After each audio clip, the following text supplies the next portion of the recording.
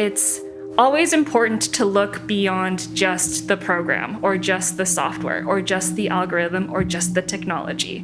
It's always important to ask, why does this technology exist? Who makes it possible for this technology to exist? Who benefits from it and who is harmed by it? Because just starting with, how can I fix this technology to make it less racist or sexist or less biased? The real answer and the root answer to that is never going to be within the actual technology itself. It's always going to be somewhere in the larger ecosystem of that technology. But have you ever thought, what if this is all just a dream? Welcome to Creativity Squared. Discover how creatives are collaborating with artificial intelligence in your inbox, on YouTube, and on your preferred podcast platform. Hi, I'm Helen Todd, your host, and I'm so excited to have you join the weekly conversations I'm having with amazing pioneers in the space. The intention of these conversations is to ignite our collective imagination at the intersection of AI and creativity to envision a world where artists thrive.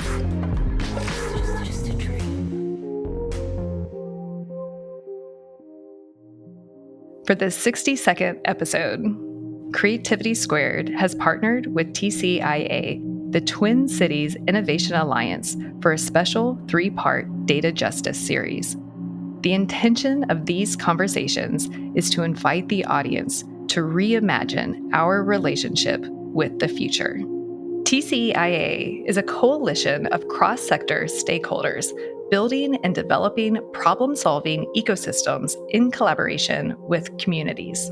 These interviews feature the distinguished speakers from TCIA's 2024 conference, D4PG, Data for Public Good.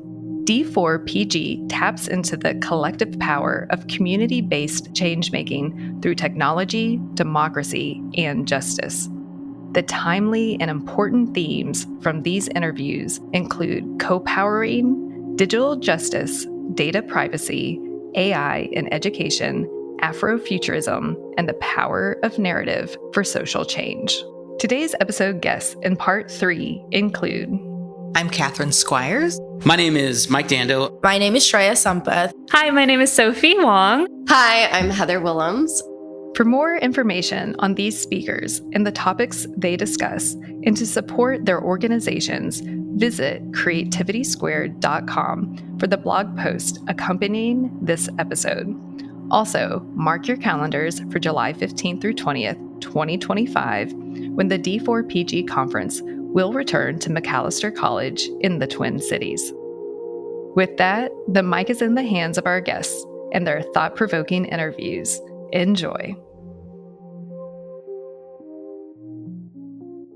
Hi, I'm Heather Willems. I am a visual strategist and founder of Two Line Studios.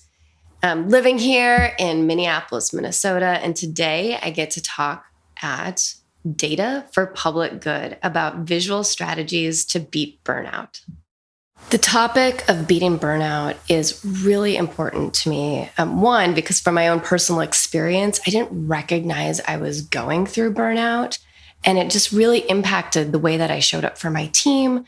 It impacted my leadership and how I was showing up in my life.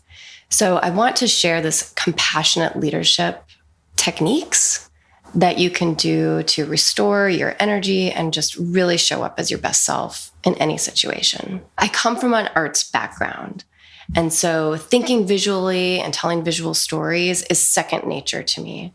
It was only when I started working with business executives and corporate leaders in the Fortune 100 companies that I recognized it was an incredible tool.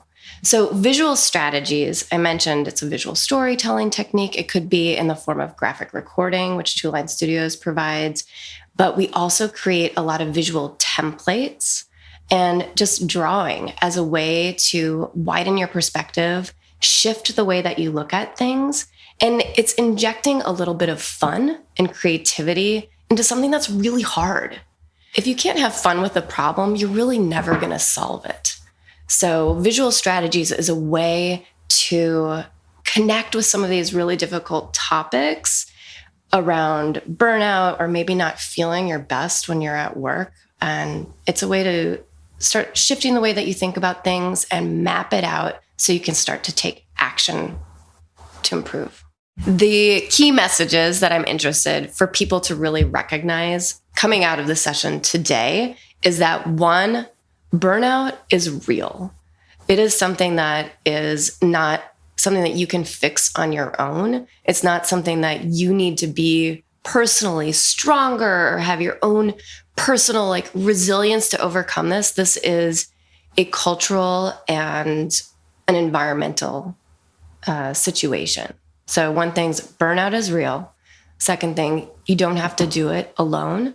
And the third thing is that we have 6 different ways that you can start to take tiny actions on a regular basis to build up the way that you show up every day and to have a ripple effect that can change the culture of your environment. So there are 6 areas that we address when we're talking about burnout and building that resiliency that you need in your everyday life. So one is workload. The first thing is to create awareness of what your situation is. So maybe it's looking at your calendar and finding one thing that you can take off your calendar for that day or move to the next day. Another area is control. We want autonomy in order to feel safe in our environments. So the question is look at your life and where is one area that you can identify where you have control over the situation. Maybe it's your workload that you need to deliver during that day, or maybe it's the environment that you sit in. Maybe you want to take and sit outside for a couple hours during the day versus in the office. So where is one area that you can have control in your daily life? And then the third area is celebration. Celebration and rewards are huge. I was just in a strategy session yesterday, and we talked about if you're not celebrating your successes, your strategy is never going to work. So where can you incorporate celebration into your daily life? Maybe it's having coffee with friends, or maybe it's just writing yourself a way to go, you did a great job today, and putting that Post-it note on your computer. How can you find a moment of celebration in your everyday life? This talk and addressing burnout is so important right now. We are in a world of uncertainty. We're in political uncertainty, economic, environmental, and then the introduction of technology and AI into our everyday lives so quickly. There's a lot of emotional and mental chaos that's happening right now. We're, as service providers or just working in everyday life, we're expected to do more with less, including bridging that gap between where we were yesterday and where we are today with technology. So these are just some tools that everybody can use to help get them centered, to help find some stability, and then find that control where you're able to actually calm down, think clearly, and make some decisions that are right for you in this chaotic environment. I draw my inspiration from the incredible people that I surround myself with. It's everywhere I go, I get to talk to amazing humans who are doing just incredible research, reading incredible books, or maybe just have a new perspective that I've never considered before. And so that's where I draw my everyday inspiration, is from just people I surround myself with, or even people that I come across in my daily life going for a walk or, being in a new business meeting. There's always something to learn from other folks. I am very excited for a better future. And what that looks like to me is integrating compassion into leadership. It is so important to bring that compassion and empathy and just an understanding for common humanity into our leadership, whether we're at the university, whether we're working in nonprofits, whether we're working in the corporate environment. We have a great opportunity to train the leaders who are coming up with us and behind us to bring more of that understanding and compassion into how they lead their teams. And from there, if our next level of leaders have this greater compassion and the people that they're leading have this greater compassion, I really think that's going to have a huge impact on our culture and really shape the future for a better good.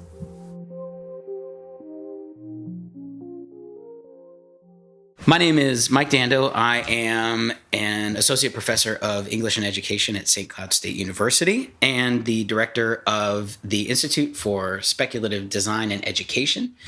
And I am going to be speaking today, or speaking at the conference, Data for Public Good, about Afrofuturism, speculative design, and civic engagement in literacies.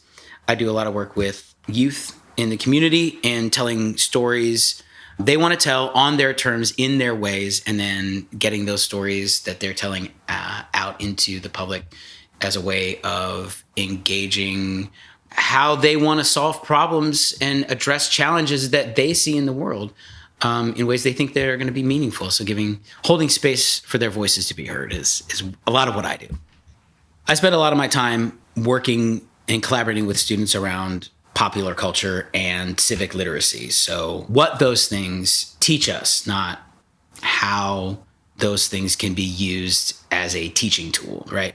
So I spend a lot of my time talking and working with comic books and also hip hop culture broadly. And so it's not just rap, it's also beat making, street art, breakdancing, DJing, those types of things as a way of creative self-expression. So stories matter. There's power in narrative. And young people and all people have stories to tell. And so these are two ways that people have told stories that are widely seen, widely consumed, and are in the public square. So any and everywhere you go, whether it's on the city street or at a bookstore, you're going to run into these types of stories that are being told. And so it's one of the things that I collaborate with local artists, area artists, and youth to learn how to tell those stories, right? So it's one thing to know that you want to tell the story. It's another thing to have these skills to do that. So there are these tools for self-expression. Young people develop. They have them, but to work with someone who is a little maybe further along in the process is sort of a generative, collaborative, social space that they can feel like they're making a difference in their community just by having their voice out there. This topic is important to me because stories are the most important thing we as humans have learned to do, even more so than fire. And here's why I say that. Because we had to share the story of how to do that with somebody else. A billion years ago, however long years ago, you had to tell that story. Here's how you do it. Here's how I did it. That's a story. Technology is a tool to tell stories. Podcasting, for example. I have a podcast called Comic School. It's a way of sharing stories. It's the technology has changed, but the power that stories hold and the potential that they hold, I think is fundamental to a flourishing society and democracy. Being able to share that story. This is who I am. This is what matters to me. And then to hear that story in return, do I know who you are? Do you know who I am? Do we see each other clearly? And that's why stories matter. So yes, that happens in rap, in music, in art, in comics. And so that's why the stories matter. And those are the two most commonly consumed and produced forms of popular culture. Just from an economic standpoint, everybody knows Marvel movies, right? The most recent rap beef that broke through. Everybody was talking about it, right? People that hadn't even heard a Kendrick album were talking about it because it was a story. It was a way to engage and interact with each other, and that matters. The message that I would like for people hearing this or attending the conference to walk away with is you matter and it is possible. So I guess that's two. I guess I cheated. Right? So when we see challenges, they may seem insurmountable. And it may seem as though, well, what can I do as one person? Well, it's not just one person. It's many of us that are all pulling in the same direction. Now, there's going to be many different ways to do that. There are going to be people who feel different ways about AI or different ways about any of the other technological tools. But those folks that are gathered here understand fundamentally that data, information, must be used for the public good because it's certainly being used for private interests, right? So yes, you can. Yes, we can. Your stories matter. Your experiences matter. And this is a place where we can engage in community, communication, and solidarity, right? And collaboration. It is important for us to build a critical mass of people who are dedicated to the public good, especially as that public good, I think, is being systematically dismantled. And so that's what I want people to walk away with is, yes, times are challenging. They always are. They always have been. It's not new. It's our turn. Not just buck up, stiff upper lip, but no, we got each other's backs here. Groups like this, opportunities like this, organizations like this, gatherings like this are important because I live here. But we live here. This is where I keep my stuff. We got one Earth. Okay? We got one shot at this. That's my goofy answer, but the serious answer, gatherings like this are important in this moment in time because they have always mattered in moments like this, like these. We have an ongoing commitment, the folks that I've been with here, I've talked with, I've collaborated with, to a just, an equitable, and flourishing society for everyone. So it very much fundamentally takes the proposition, I think that's yet to be fulfilled, that all people are created equal, seriously, right? And so it matters because there has always been, especially in trying or challenging times, gatherings like these have always mattered because there's always pushback. There's always pushback when somebody says, well, I would like to have a more equitable society, a less hierarchical society in terms of power structures, et cetera. Somebody's always going to push back against that. And it might be a person, it might be an organization, it might be a group of people. But there have always been people that have pushed back against that in particular ways, on the macro level and the micro level, the local and the global. And so that's why gatherings like this matter, because justice always matters. And this is an instance where we are gathered together, to quote Minneapolis native son Prince, we are gathered together to get through this thing called life. That's what we do. That's why these things matter, because we're all we got, right? And we have to lean on each other, especially when the going gets tough, the tough get going, but they get going together. They link arms and head in the same direction. And that's what this is. Action item. Read, read, read, read, read, read. And when you've done your reading, read some more. That's how you plant your feet, by the people that have come before you. What are people saying? And when I say do your own research, I don't just mean go to social media. I mean, look at what have people said and thought that came before you, and how can you mobilize similar strategies in your approach to addressing the challenges and the problems that you're facing today, right? So when we're looking at, surveillance isn't new. 1984 was written well before 1984, right? So that was a discussion then, right? Fahrenheit 451. And I'm not even saying just read boring research papers. I love reading boring research papers because I'm a scholar, I'm an academic. Read Octavia Butler, right? Read Parable of the Sower. Read sci-fi, read comics, read what people have thought about what the current moment requires, because you are living in their future.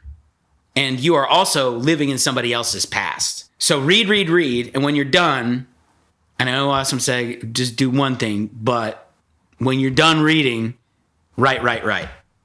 or create. If you don't want to write, then make something. Leave your mark here, now, for people that come later. A better future looks like a place where folks can be their true, full human selves without fear, and in such a way that it benefits others and doesn't come at the expense of someone else. So it's not just individual freedom, it's collective flourishing. That's what a just future is. It's collective flourishing. It's us together, all of us, living in peace and harmony. I know it sounds so corny, but just because it's corny doesn't mean it's not true, right? That what we've got to do is we've never tried, nobody on the face of the planet has ever tried to do what we're doing. To live together, a bunch of people from across the globe in one space in the United States is impossibly large. But nobody's tried to live in a multiracial, multi-ethnic, democratic society before. We're doing new things that, how long have people been here? We're trying something new. So a just, equitable, verdant, like society, it's not all paved, like there's flowers and stuff. That matters. That's what a better future looks like. My name is Shreya Sampath. I go by she, her pronouns, and I am a rising sophomore at the George Washington University and also the director of U.S. chapters at ENCODE Justice. ENCODE Justice is a youth-led coalition fighting for human-centered artificial intelligence and algorithmic justice. And of course, it's brought together a lot of high school students and college students in this movement. Today at the Data for Public Good conference, I'm here to speak about school surveillance technologies and coming from a student perspective, just discussing how students have organized around this and, what it feels like to be a student in a public school where school surveillance is very prominent. This topic is important to me because I'm coming into this space as a student who went to public school and now is in university. I'm also from a background, a minority background, and oftentimes people with my skin tone are misrecognized or misidentified by facial recognition, which is one of my motivations for starting in this space. Another reason why I joined is because I was encouraged by my peers, including Marissa Syed, who was my chapter lead, co-lead in New Jersey, and of course the entire ENCODE Justice community. So it was a combination of, personal motivation to advocate for students in the space that may not feel as comfortable about speaking on these topics, and, reasons for my background, as well as just being in a community that was supportive. I have, I think, 3 buckets, ideas that I want to express during this conference and just in general about this topic. I think the number one, message that I want to put out there is that, student voices are important in this conversation and they should be included. And then the second bucket is that, advocacy is important, but legislative work is also equally important. And in this space where technology is advancing so quickly, government really needs to step up and start regulating or providing guidance to other, public institutions like schools on how to most effectively use this technology, which gets into my last point, which is that AI, of course, has so many negative implications, but it can be used for good. And there have been instances where it's really helped students, especially in their learning process. I am familiar with many students who use AI-powered technology to explain problems if they don't have access to a personal tutor, for example. So I think in this space, it's really important to recognize that, AI is innovative and that it can, fill in gaps, but it should not be used as a replacement for solutions or be used in a way that puts students' civil liberties and rights at risk. And that should be part of the conversation, protecting students in all aspects when acquiring or even, developing this technology. Some of the surprising things that, most students or parents may not be aware of is that school-powered computers or school-sponsored computers carry a lot of these, pre-installed technologies, including, software that monitors your activity in all aspects, whether it's emails, history, or, just anything really that you do on your school-sponsored computer. This technology is also linked to your school-given email account. So even if you're logged in to your account on a personal computer, there is a possibility that this software is being used on you to monitor you. And I think that's just the most creeping in type of technology that is being used in schools right now, where you're not really truly aware, but students are aware when you get an alert that your teacher is able to watch your screen during some type of assessment.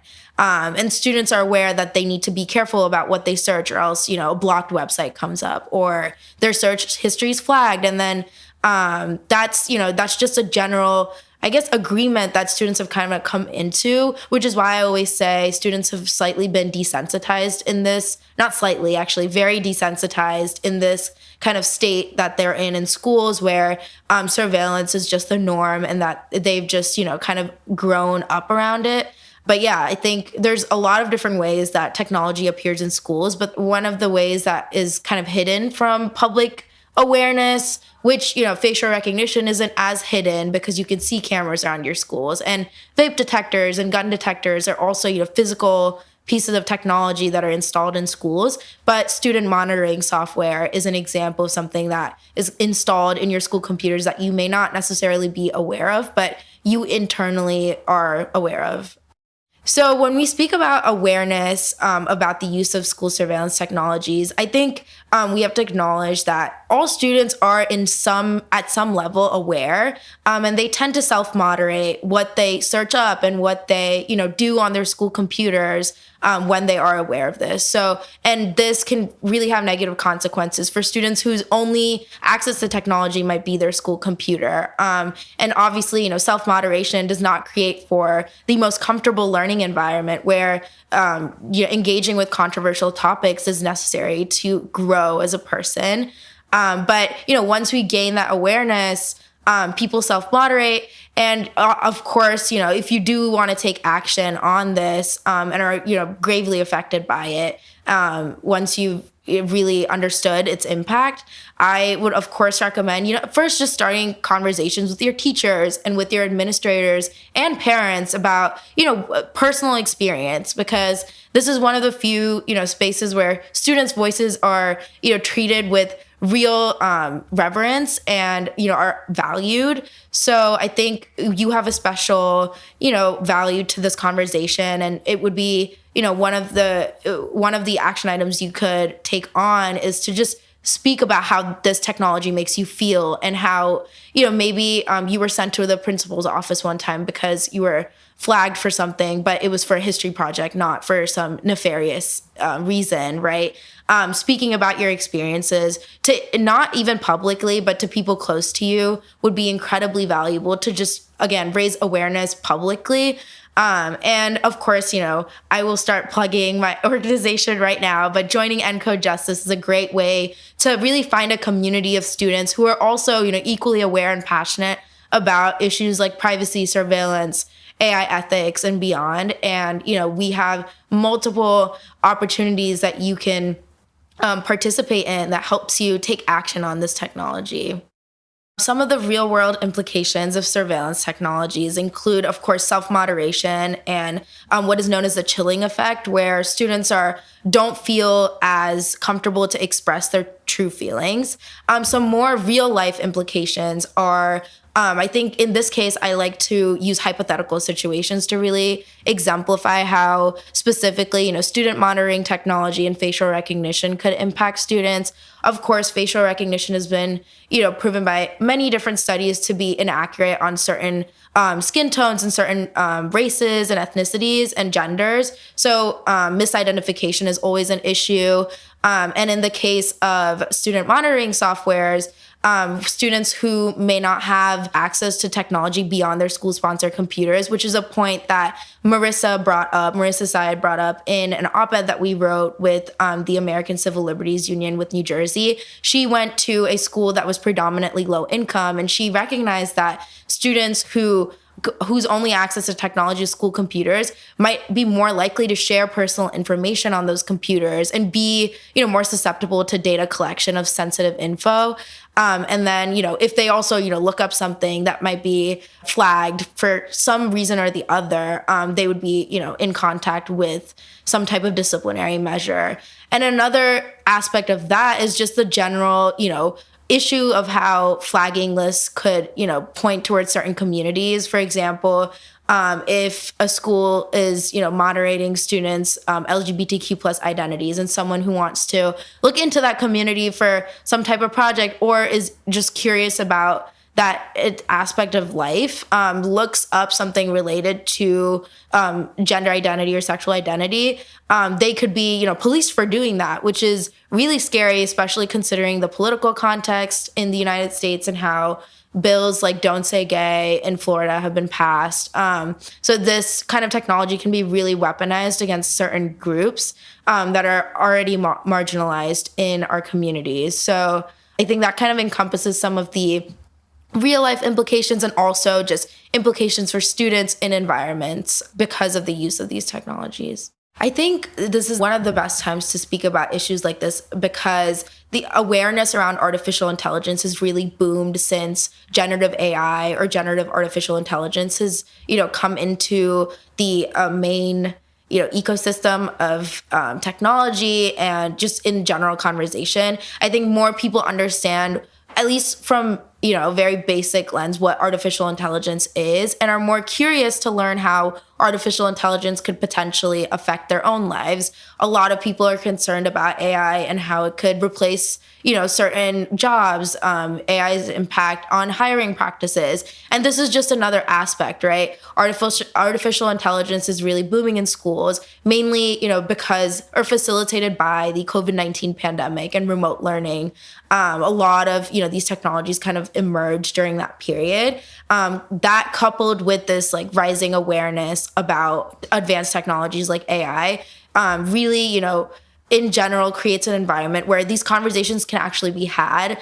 I don't need to, give somebody like a course or, an explanation about how artificial intelligence generally works because they're more exposed to it just in their daily lives now. So I think that's a part of it, the fact that the general public has become more cognizant about how AI is being used in so many different contexts. And another part of it is just the fact that, students' voices are being amplified as well. I think people are recognizing that the younger generation also deserves a place in the political process. And, this is a good time to be a student who wants to empower other students because people are willing to listen and treat you with legitimacy and respect because they understand where you're coming from. Some of the actions that I would want to, uplift during this interview are actions that are spearheaded by other people at ENCODE Justice. So I want to take the opportunity to really uplift their work. First, I want to talk about, the idea of school surveillance work. Marissa Syed and I really spearheaded that at ENCODE Justice. And since then, it's really taken off within our organization because, like I mentioned, I think students' voices are especially important in this space and is treated with more respect. So we're able to make more change and enter more spaces compared to other issues in the data privacy, surveillance, AI governance umbrella, if for lack of a better word. But yeah, so some opportunities that have come up with that is collecting student testimonies about school surveillance, which is something that I've led at ENCODE Justice. And then we've started a campaign to ban facial recognition in public schools. This has been led by Gia Michelle, who is the ENCODE Justice New York chapter. She's absolutely incredible. And she's working with Fight for the Future, which is a pretty well-known digital activism organization, to really uplift this idea that, facial recognition is really doing more harm than good in schools because of the risks I mentioned earlier, like misidentification and increasing the possibility of students being faced with disciplinary action, which is already on the rise since COVID. So that is a really important campaign that's happening right now. And that's led again by Gia Michelle and is being supported by chapters in the DMV region and in Massachusetts and California. And yeah, those chapter leads, who I will also name because they're all amazing and incredible, Emily Garabrandt, Diksha Vaidyanathan, they're all, really working together, and Siri Maneri from the ENCODE Justice North Carolina chapter. They're all really working together to make this more of a nationwide movement because the New York chapter was successful in banning facial recognition in schools. So they wanted to really take this on and implement it in other regions and especially locally. So we're recruiting high school delegates at the local level for that. But those are, some people that I wanted to uplift because ENCODE Justice is it's huge, but there are so many, amazing standout advocates. And we, pride ourselves in also being able to recognize everybody's efforts and give opportunities to students who want to be a leader or want to learn about advocacy, and really, uplift them. So that's, a part of my job that I really like. And I'm excited that I've been given this platform to do that.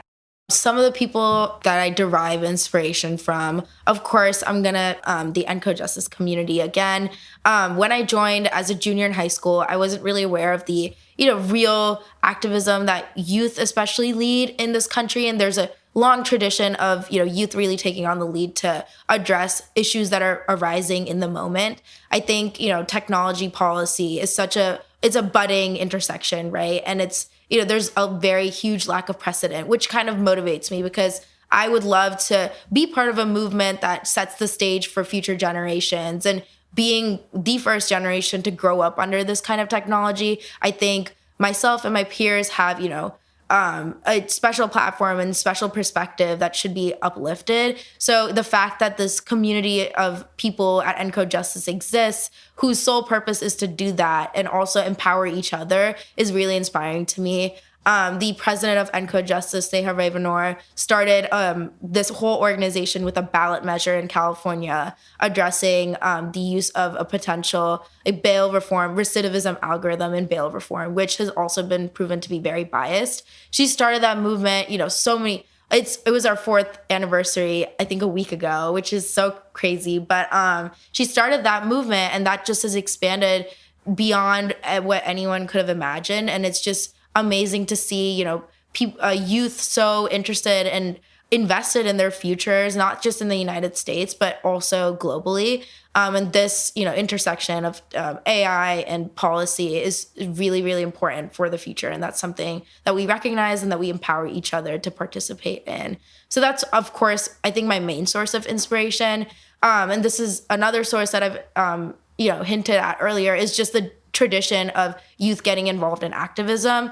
It's very cool to see, years of history that, we're kind of walking in the footsteps of, and seeing youth in other movements like the climate movement, and the reproductive rights movement. I think everyone is, when their perspectives are really empowered and valued in these spaces. And it's great to see that they're making progress, especially also in the gun reform movement or the gun control movement. I think spaces like that have really shown the value and power that youth have. And I want to emphasize power because we've made an impact so far, and I want to continue being in that movement and also, translate that work into the legislative process, because although we're activists now, eventually we'll graduate from college and, want to go to grad school. And I am excited to see that generation of youth activists, grow into policymakers and hopefully, legislators who are making change, actively happen within government as well. To me, a better future looks like a space where students feel safe in their schools first and foremost, and more generally that youth are valued in conversations that relate to their future and that impact their future gravely. I think obviously this conference is a great example of uplifting youth voices, and I want to help continue doing that throughout whatever space that I enter. And I think for me, a future that is more inclusive and that is more understanding of each other and also aware of different perspectives. Those are all general ideas, but I think my main, goal for the future is to really center youth and people who've experienced the things that we're talking about when we have conversations about regulating or doing something else that might change the outcome of whatever is happening. Join ENCODE Justice. That's an easy one. But yeah, I think just the idea of youth empowerment and a power of youth, that's something that, I hope that ENCODE Justice has demonstrated. And I want to encourage more youth, especially, to join movements that they're passionate about or gear their careers towards helping people because, regardless of whatever space you're in, you're able to do that. And also, this is a message to parents and educators and just adults to include youth more meaningfully in conversations, not just as, a placeholder or just to show that, a youth is, involved somehow, or that a young person is somehow involved. I think that it's changed over the last few years, but I still think we could be more meaningful in enveloping youth into, conversations and conversations about policy, especially because that is, of course, the most impactful part of this work. So I just want to, emphasize the fact that youth obviously, are educated, and we deserve to be included in conversations about policy that could potentially change our future, or that does change our future. Please do join Encode Justice. Our website is just encodejustice.org. You can also reach out to me at shreya@encodejustice.org if you're interested in starting a chapter or just learning more about the movement. There's this place for everyone in our community, and whether you come from a political background or a technical background, we would love to have you and hear your thoughts on all of this work. And I also want to emphasize, we don't just do school surveillance work. We work across the entire technology policy landscape. For example, we have an entire international chapter sector that focuses on, how AI affects democracy abroad. And we have other projects related to police surveillance technology and data privacy legislation and AI education work, how, AI should be better implemented in schools. And should facilitate learning, and a bunch of other things that, are amazing and interesting. So you should definitely join and check us out. Hi, my name is Sophie Wong. I'm based in Minneapolis. I'm an artist, a zine maker, an educator, and I'm a speaker here at Data for Public Good. I'm here speaking on the algorithmic ecology. So the workshop is exposing algorithmic ecologies, community tools for resistance. So the algorithmic ecology is a framework and a tool that we developed at Stop LAPD Spying Coalition and Free Radicals, so in collaboration through a shared working group that was the Data and Algorithms Working Group. And the algorithmic ecology is basically a 4-part framework that helps you map your fight against a particular algorithm or program that is causing harm in a community, or that you just want to have more context for. And so it started out with mapping the fight against a predictive policing program called PredPol, which is really central to kind of the story of the development of the framework. And the framework itself has 4 parts. So there's the community impact, which is kind of the first layer at the bottom. And then there is the operational layer, which is, the algorithm itself, or the program, the software, and then whoever is using or implementing it. And then the layer on top of that is the institutional layer. So that's things like, who are the institutions that were involved in the creation of this algorithm? What are the institutions that funded the creation of it, that made it possible for it to be implemented? So in the PredPol case, just to talk about kind of those layers, we were starting with a community based in Skid Row, but also more broadly Black and brown communities in Los Angeles. So talking about the impact on those communities, which include displacement, banishment, gentrification of communities, thinking about the ways that it exacerbates redlining. And then on the second layer, so operationalizing it, the police, LAPD, use this program called PredPol to put data into it to create these 500 by 500 feet squares that are called hotspots. And then those hotspots are places where they are predicting more crime will happen, and they'll send more police officers out to those areas. And then the layer on top of it, the institutional layer, helps us contextualize, okay, if we are thinking about PredPol within its context, why was it created? Is it just here to find crime or to deploy police officers? No, we find that in an actual historical and institutional context, it's developed also to gentrify Los Angeles and quarantine the Skid Row area. So who are the academics who are involved in the creation of it, who are the city hall members who are involved in the implementation of it within LA beyond just the LA Police Department, and who are kind of the nonprofits also who are taking money to put a rubber stamp of approval on this program. So those are kind of the first three layers, and then the final fourth layer is the ideological layer. So what are the values at play that connect to all of these different parts of the ecology? And what we really find is that this helps us understand that all of these campaigns and all of these fights are really at their core abolitionist, because it's not just about removing one program and making it possible for that harm to be disappeared. Because it's an ecology, it functions like any ecosystem, where if you remove just one thing out of it, ecosystems are resilient. They will fill that niche in with something else, which we are seeing in LA.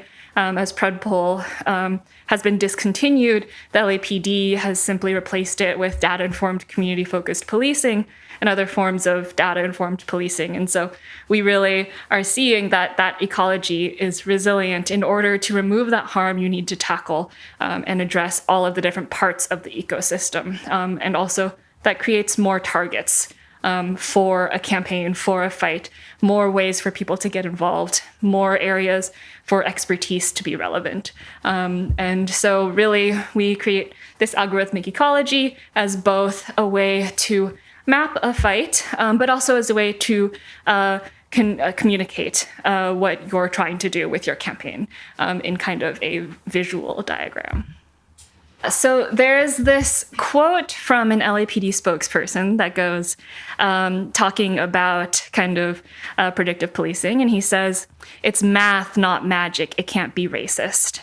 And that's one of the things and one of the reasons that we as Free Radicals, which is an activist collective I'm a part of at the intersection of science and social justice, got involved in this fight is because of this use of this rhetoric of science and technology as objective or as value neutral. And we really push against that, right? Because all of these things, this technology and this use of data is being used to say that things are objective when, of course, why is that data being collected? Who is making the decisions to collect this data? Who is that data being shared with? And then what are the outcomes of that data being put into use in certain ways, for example, in a predictive policing system?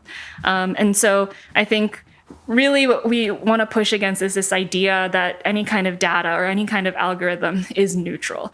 All of these algorithms are not only not neutral in the way that they function, right? I think oftentimes we hear this narrative of dirty data in, dirty data out, which is very true, right? So like if you're using historically racist or biased data, so like crime data, for example, and you put it into a system that's going to tell you where crime is going to happen, it's going to spit out an equally racist outcome.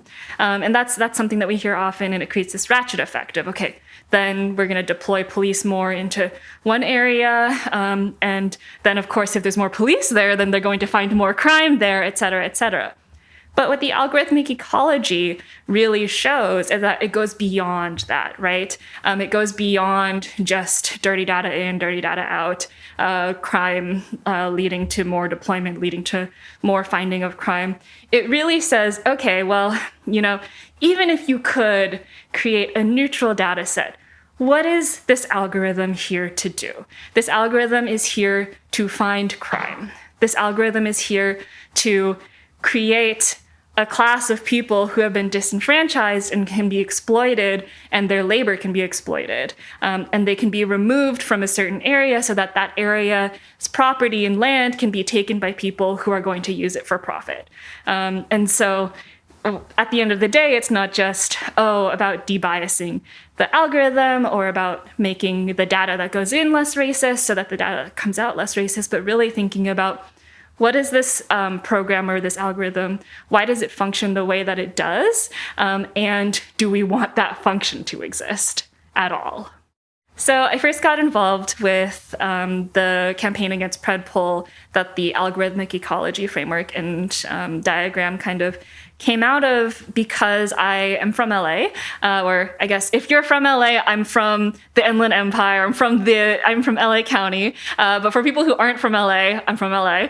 And for me, and I did live in LA City proper while I was involved in this, but for me, it was always very important that the work that I was doing was local, and that kind of the work that I was doing with free radicals at the time, which was a lot of public education, political education around the politics of science and technology, that it be grounded and also useful and generative in a local context. And so for me, it was really about, I am in community with these people around me. And so I need to understand the ways that what I'm talking about is actually being like operationalized in some ways in my communities so that I can be part of fighting against this harm.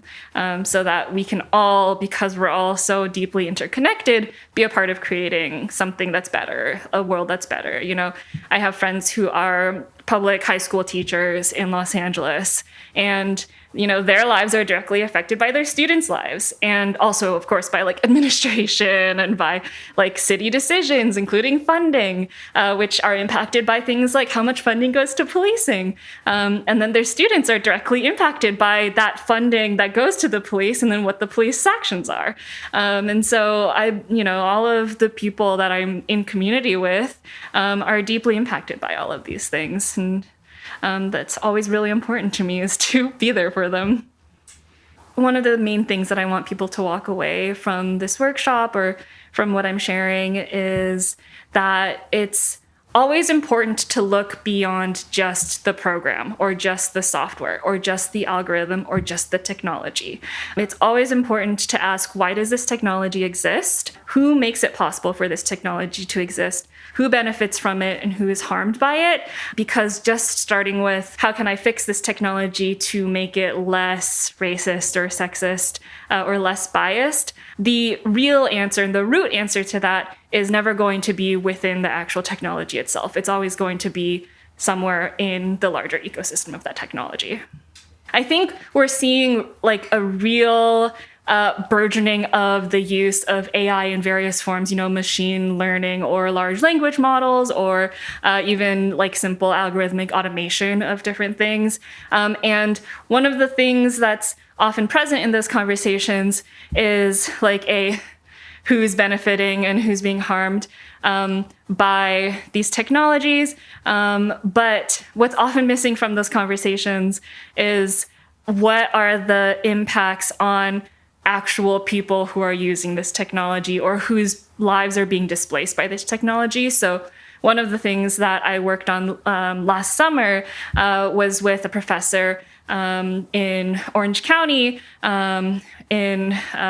in California, and we worked on a story that had to do with longshore workers at the Port of Los Angeles being displaced by AI and automation. And this is not a new story, but it's something that as AI is developing more and more and being part of the conversation, I'm constantly getting ads about AI integration in like apps that I currently use, or ads for new forms of AI that I can implement into my daily workflow or my life. And as this becomes a larger and larger industry, I think it's very important for people not just to think about like, oh, what's the danger of using AI in my life and maybe it being inaccurate or something like that, which is, a huge concern. But beyond that, what is the function of this AI? Why are people creating it? Who is funding it? And what do they want the world to look like?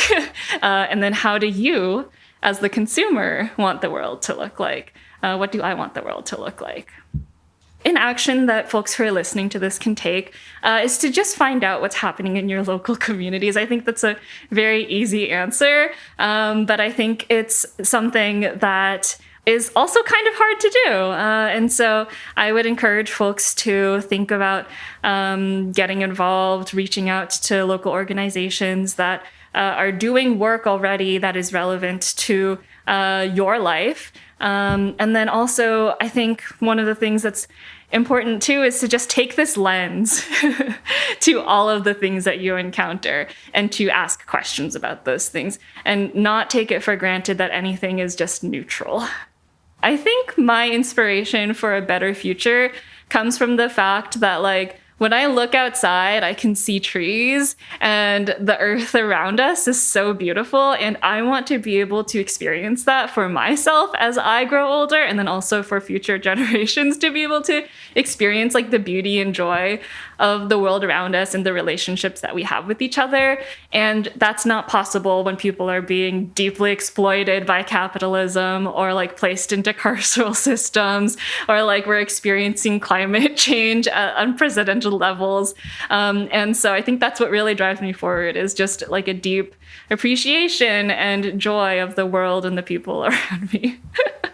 I think a better world is just one where all of the things that my friends who are working in like these kinds of communities, like for example, as educators, all of the things that make it impossible for them to do their jobs, all of the funding that goes into those things goes instead into like equipping people to be able to do things in relationship with each other. So for example, one of the things we've talked about a lot at the conference already are different forms of surveillance technology. So what would it look like if instead of putting in like vape detection and ShotSpotter and spending hundreds of thousands, if not millions of dollars on those technologies, you spent that on making it so teachers didn't have to spend their own money in classrooms to buy school supplies, or to make it so that there are more teachers in schools so that classrooms aren't like 40 kids,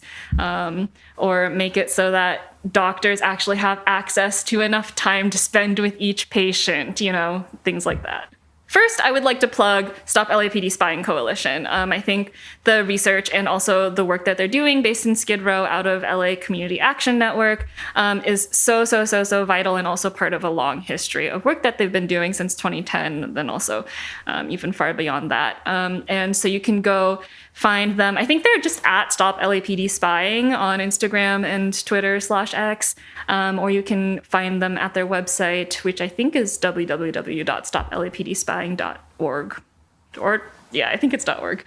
And then if you're interested in reading a little bit more about free radicals, we've been on a bit of a hiatus since about 2021, but there's still a lot of content on the blog, and that's just at freerads.org. And I think I'll probably just leave it there at the 2 org plugs. And yeah, folks want to reach out to me. I won't plug like my own personal stuff, since this is really coming out of the work that we did as these 2 collectives. I'm Catherine Squires. I live in St. Paul, Minnesota, and I'm a writer, editor, and yoga teacher. I'm a speaker at this year's Data for Public Good conference. I came to the Data for Public Good conference to be on a panel where we were presenting the results of a nationwide survey of students and parents about how COVID-19 impacted the use of technology, and particularly surveillance technology, in online learning.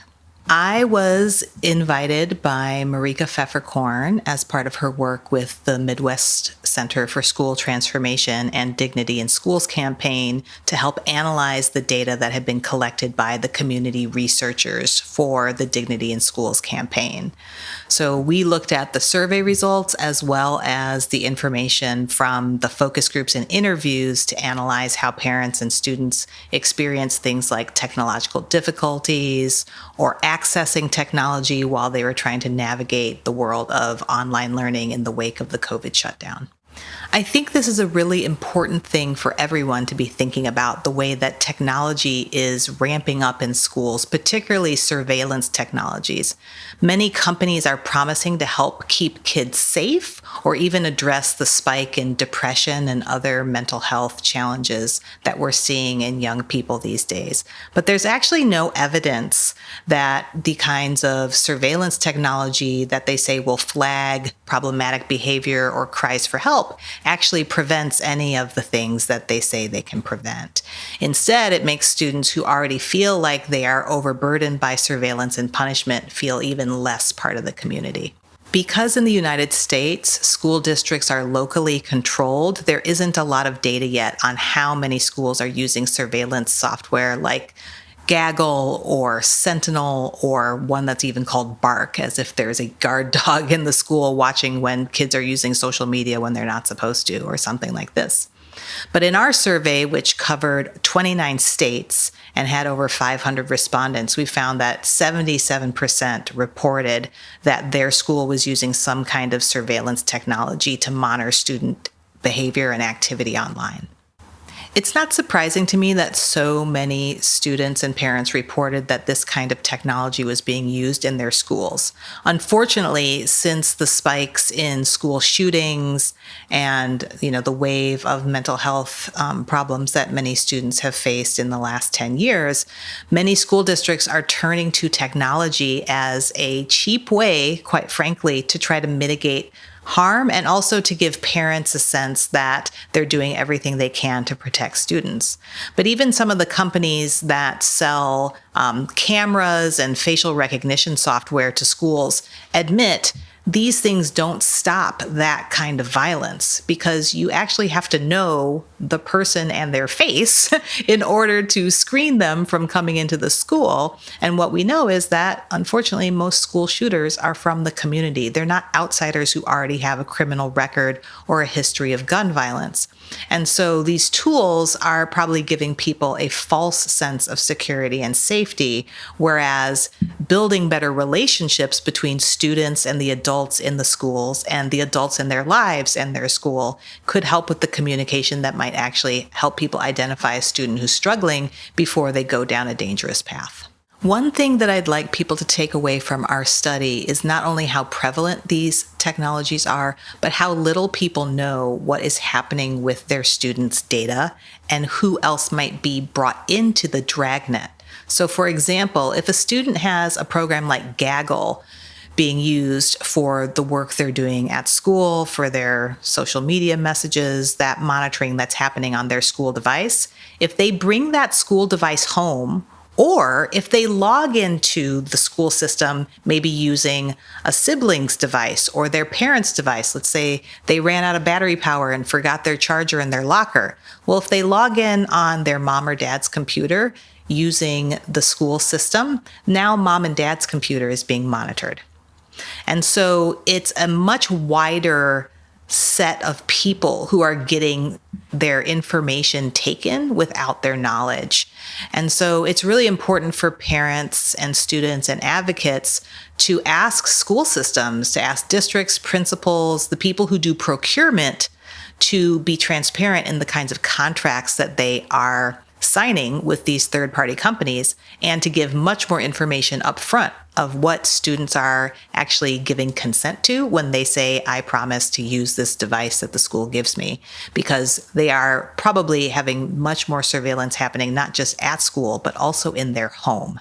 So we didn't cover in this study who are the decision makers, but we do have evidence from some Freedom of Information Act investigations and the 74, which is an education online magazine that's been doing a lot of investigative work on the way surveillance is invading schools, that it's usually at the district level or the Department of Education level. But again, in the United States, school districts are so decentralized. Our whole educational system is decentralized. And so what one district is doing in Ramsey County, where we are, and what something is happening in Hennepin might be completely different. So for example, Minneapolis Public Schools used Gaggle. St. Paul Public Schools didn't.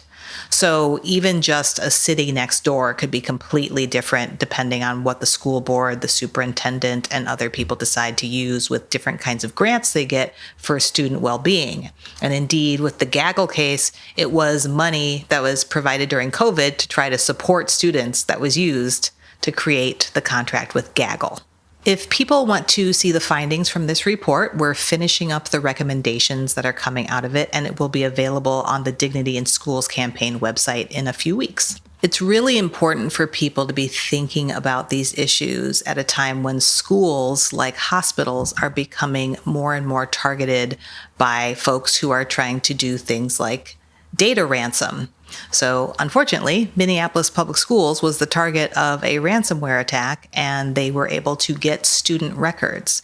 Some of those student records included the ways that students were being flagged by Gaggle and the documents that were flagged. So this can include anything from a message between classmates to a school assignment or a journal reflection. So personal information was available, and to the point where some of the things that were released after the district refused to pay the ransom identified students.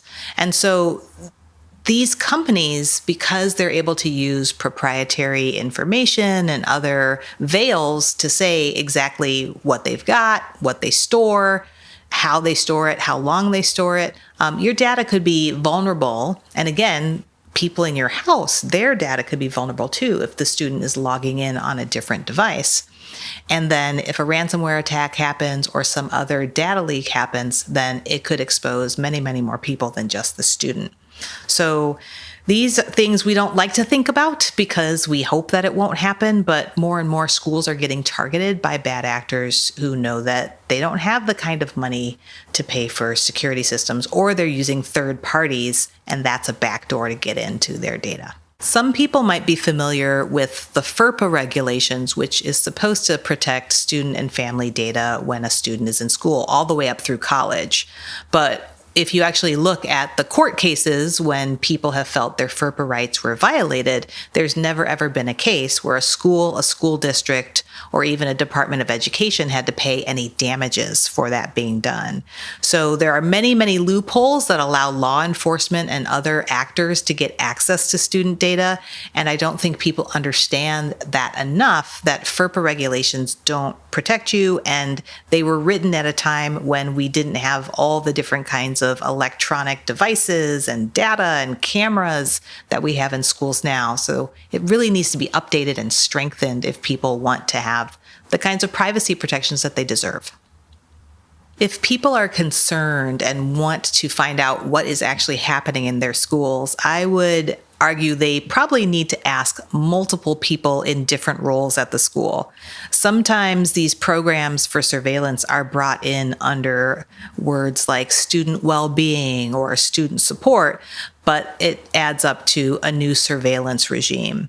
It's quite likely your student's teacher does not understand or even know about the scope of the surveillance that might be happening in the school because they may not have been briefed on it, or they may not have heard the whole story. For example, we know that many teachers in Minneapolis public schools didn't know that Gaggle had been implemented or to what extent it was able to surveil students beyond the school day. In fact, most of the red flags that happened with the Gaggle system happened after school hours.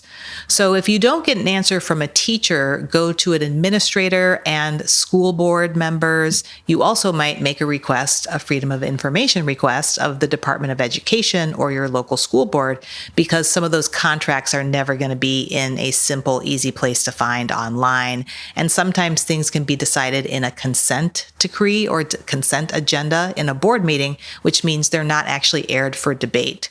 So the paper trail could be very hard to follow.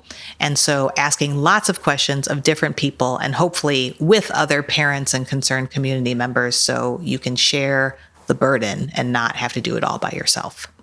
I'm inspired to do this work because I was brought into it in the early 2000s when I met Marika Pfefferkorn when she was working on the school to prison pipeline. And then when they shifted that emphasis to the school to prison algorithm, seeing the ways that these new computing programs and big data were being used to predict students failing, predict students becoming criminals, she realized that the scope of the work had to shift.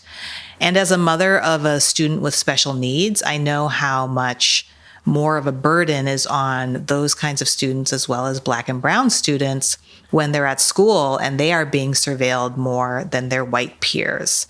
So I have a personal stake in building a better way of supporting students without just resorting to data-rich programs that actually replicate so many of the biases that already exist in our school systems.